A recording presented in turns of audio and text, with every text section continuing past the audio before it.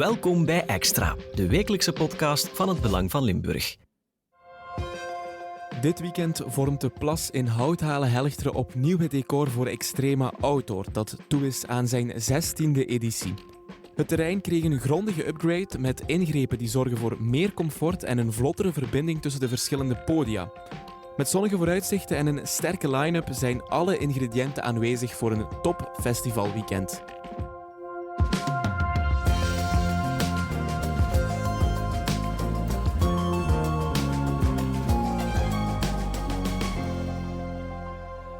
HBVL-journalist Gilles Niesse, jij bent onze festivalreporter en jij kent Extrema Outdoor door en door.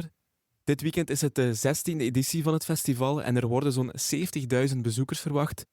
Ja, hoe is Extrema eigenlijk uitgegroeid tot het grote festival dat het vandaag de dag is? Dit weekend verwachten ze 70.000 bezoekers, maar ooit waren dat er 4.000 toen ze begonnen in 2011.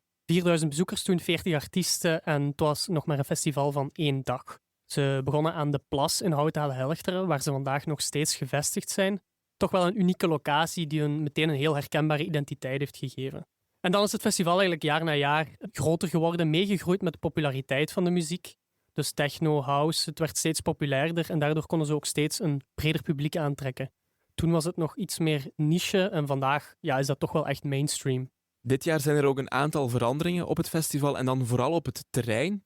Er wordt gesproken over Extrema 2.0. Wat houdt dat precies in? Ja, dus het gebied waar het festival plaatsvindt, aan de Plas in Houthalen-Helchteren, dat is eigenlijk volledig heringericht. Zowel het Agentschap voor Natuur en Bos als de gemeente Houthalen-Helchteren hebben meer dan 1 miljoen euro geïnvesteerd in die herinrichting van het gebied. En Extrema Outdoor en de organisatie zijn altijd heel betrokken geweest met die plannen, waardoor die werken ook heel veel positieve gevolgen hebben voor het festival en het voor hun ook wel meer mogelijkheden biedt naar de toekomst.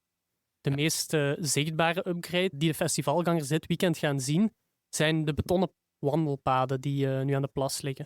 En die komen eigenlijk heel handig uit tijdens het festival, want ze verbinden de verschillende districten eigenlijk met elkaar. En daarnaast zijn er ook in de districten zelf een aantal wijzigingen. Zo is er een wijziging in district 1, maar ook in district 2 bijvoorbeeld. Dus een ander groot aspect van de werken was de rechttrekking van het terrein.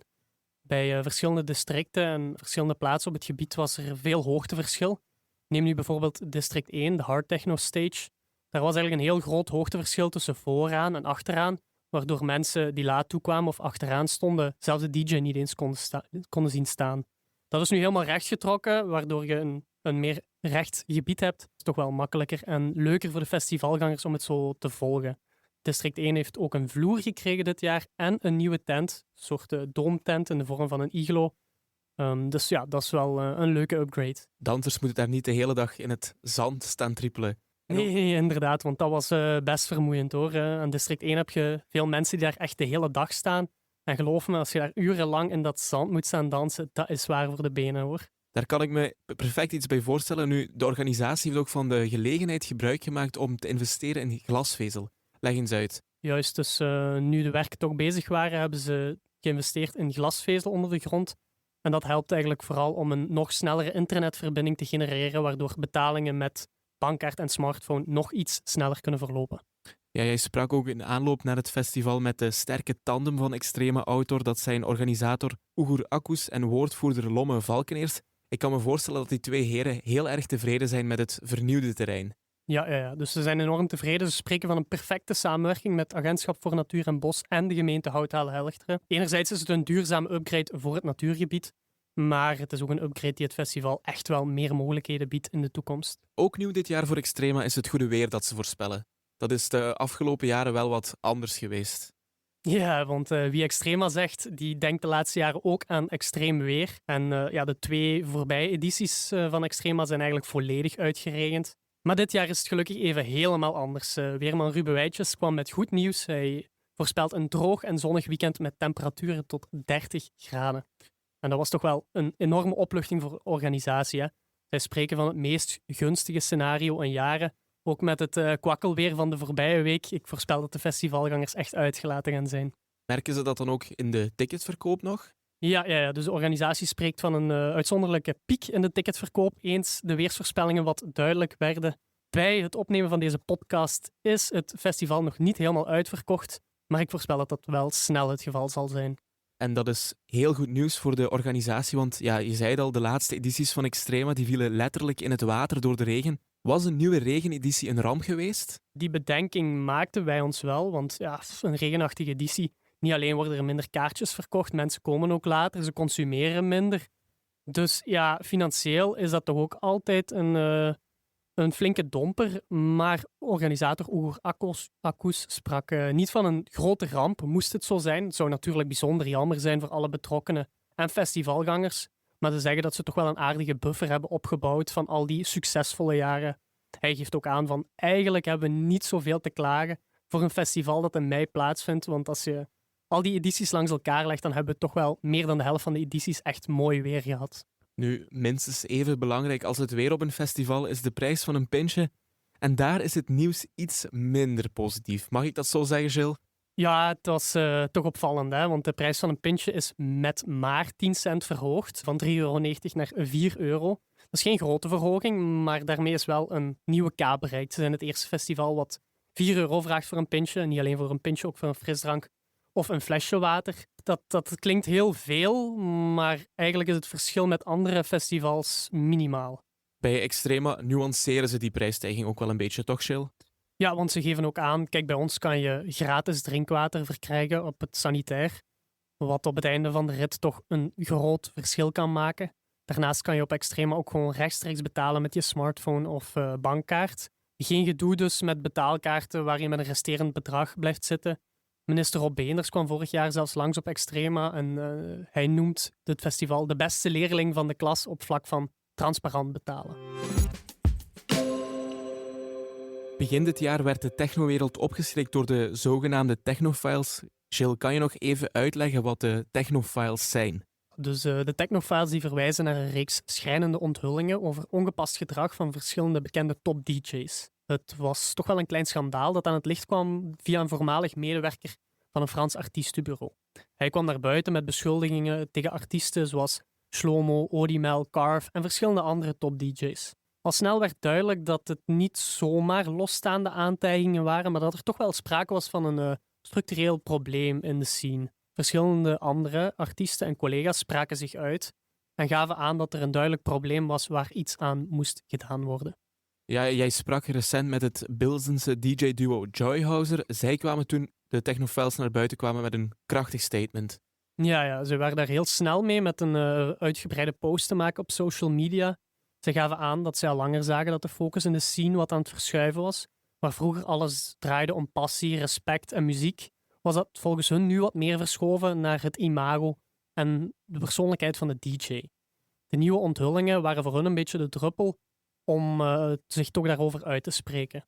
Ja, en dat bericht van hun werd ook massaal gedeeld en geliked door collega-DJ's. Ze werden echt wel overspoeld met positieve reacties, niet alleen van fans, maar ook van heel veel wereldberoemde collega's die zich herkenden in hun bericht. En wat volgde was eigenlijk dat heel veel mensen die betrokken waren zich ook openlijk durfden uit te spreken over wat volgens hun de wantoestanden achter de schermen waren. En nu, die onthullingen uit die technofiles, die werden ook nauwgezet gevolgd door de festivals. Ja, hoe kijkt de organisatie van Extrema naar de files? Ja, dat was natuurlijk een vervelende situatie voor alle festivals. Bij Extrema zeggen ze dat ze de situatie intern heel goed hebben opgevolgd, maar dat ze geen overhaaste beslissingen wilden nemen. DJ's die genoemd werden en geen plausibele uitleg hadden, hebben ze van de line-up verwijderd. Maar tegelijkertijd benadrukken ze wel dat ze geen rechters zijn en dat niet al die zaken te vergelijken zijn. Wanneer er geen sprake was van aanklacht of bewijsmateriaal, vonden ze niet dat het aan hun was om zomaar artiesten te cancelen. Andere festivals die hebben wel meteen gecanceld. Extrema was daar eerder afwachtend in. Een voorbeeld is de Franse DJ Phantasm. Die staat dit jaar opnieuw op de line-up, terwijl die toch wel een niet al te beste reputatie heeft. Klopt. Alleen is de vraag hoeveel is gebaseerd op dingen die echt gebeurd zijn, hoeveel is gebaseerd op geruchten. En de Franse hardtechno DJ Phantasm, ja, die lag daadwerkelijk een tijdje onder vuur, omdat er sprake was van seksueel grensoverschrijdend gedrag en ongepaste berichten aan fans. Verschillende festivals en clubs hebben zijn naam mee met al die andere namen meteen geschrapt van de line-ups, terwijl hij zelf eigenlijk altijd alle aantijgingen heeft ontkend. En deze week, echt vlak voor de start van Extrema, heeft hij ook bekendgemaakt dat hij een rechtszaak heeft gewonnen in zaken laster en eerroof. In zijn geval was er, in tegenstelling tot enkele andere artiesten, geen sprake van een officiële aanklacht. En Extrema heeft daarom ook altijd het vertrouwen in hem behouden. En hij staat dit weekend dus ook op het festival. Nu gaan we die technofiles en de nasleep ervan, gaan we die voelen dit weekend op het festival zelf, of is dat al gaan liggen?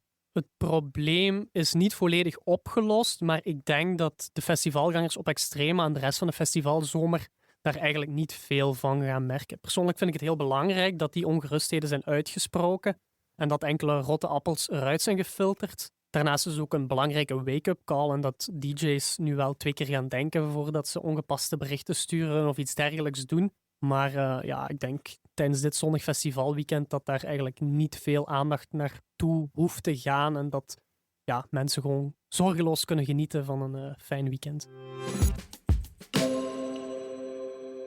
Ja, het genre techno heeft de laatste jaren enorm veel aan populariteit gewonnen. Dat zien we ook als we kijken naar de line-up van grote festivals zoals Pukkelpop of Rock Werchter.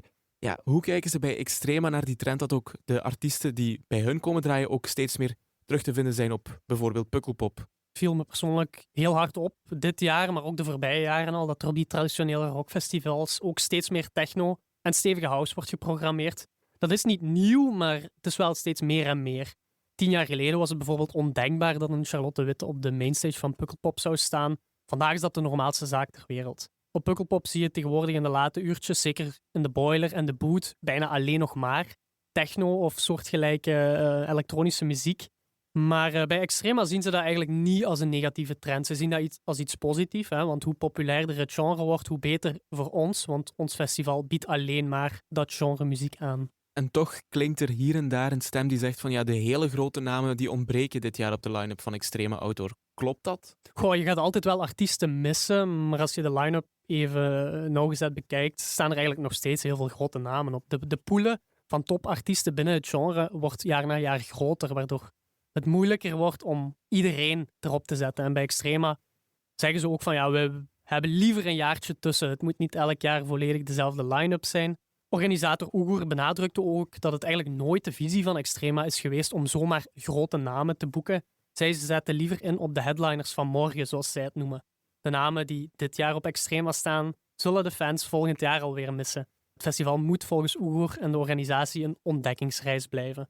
Want grote namen zoals een Amelie Lens, Marlon Hofstad, Tale of Us, die draaiden ooit zoveel jaar geleden om 2 uur 's middags op Extrema voor 500 of 1500 euro. Ja, dat zijn allemaal artiesten die tegenwoordig pak 50.000 kaartjes op een eentje kunnen verkopen. Hè. Dus dat is eigenlijk altijd de doelstelling van Extrema geweest. De grote namen op een festival zetten voordat ze mega groot worden. En op die manier blijven ze eigenlijk de concurrentie altijd een stapje voor.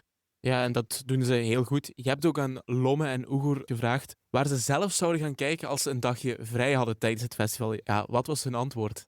Dat het vooral heel onwennig zou zijn voor hun om eens een editie niet te werken of te reguleren.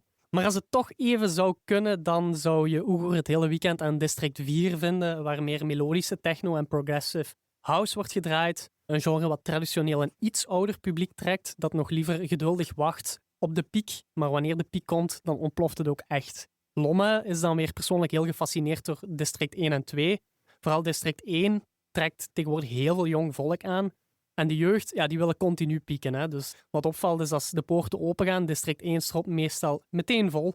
En de eerste noot die daar klinkt, dat is meteen 140 bpm en dat blijft de hele dag zo doorgaan. Ja, 140 beats per minute. Tot slot, Jill, jij als expert, wat zijn volgens jou de must-sees van dit weekend? Ja, ik kan iedereen alleen maar aanraden om op die ontdekkingsreis te gaan en nieuwe dingen te ontdekken. Maar als ik toch iets moet tippen, dan kijk ik persoonlijk heel hard uit naar Interplanetary Criminal, die ik vorig jaar aan het werk zag in de boot op Pukkelpop.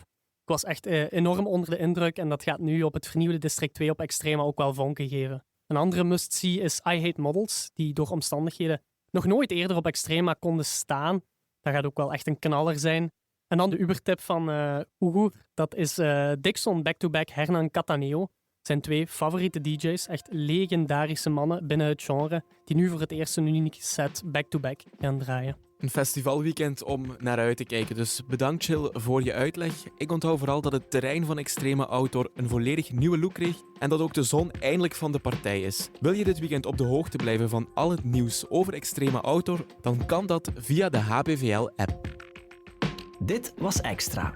de wekelijkse podcast van het Belang van Limburg. Bedankt voor het luisteren.